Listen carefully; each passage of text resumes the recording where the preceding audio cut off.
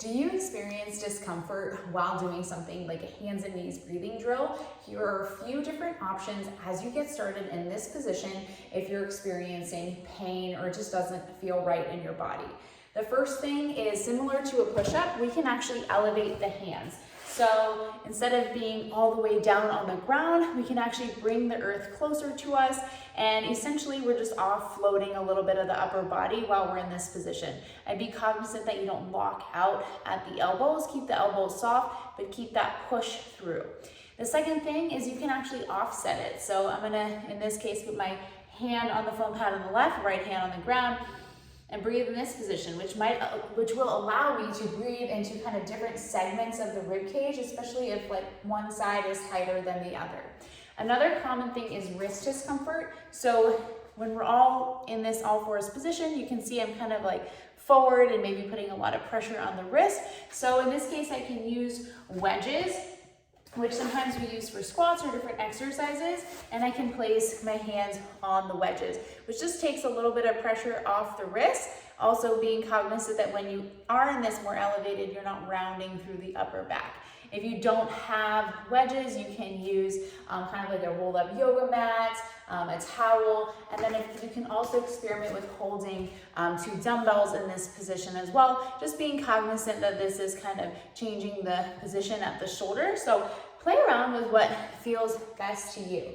Another thing I like to do is coaching using a yoga block between the legs for the hands and knees breathing. This is going to help us bring in those adductors, those inner thighs, which are a direct kind of connection on the front line of the abdominals. So if you're struggling to feel the abdominals in this position, you can add a yoga block and thinking about exhaling and squeezing the yoga block gently, like 20-30% effort here on your exhale, to help drive and feel that connection to the abdominals on the front side. So to recap, a few options for you if you're struggling in the hands and knees position.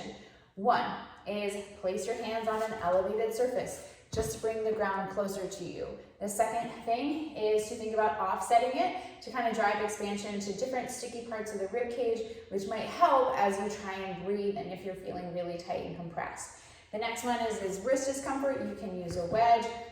On that decline, you can use a rolled up towel to kind of take some pressure off the wrist. The next one is to use a yoga block between the inner thighs, which is going to kind of bring in those adductors or our direct front line into the pelvic floor and the front of the abdominals to help feel that tension. Another quick 2 that I like to use is placing the feet against the wall. Sometimes having that reference point and also dragging the feet up the wall helps keep the pelvis in a better position because you're getting those hamstrings to help control that pelvis position. So if you drag up on the wall and have the foot reference, that might be able to help you maintain that more neutral pelvis. And the very last thing is sometimes set up near a wall. So my head kind of leaning against the wall, which keeps me more forward, my shoulder over my wrist. And sometimes we have that tendency to kind of rock back a little bit. So just use the wall as a reference point so your neck can stay long and you alleviate any tension through the neck.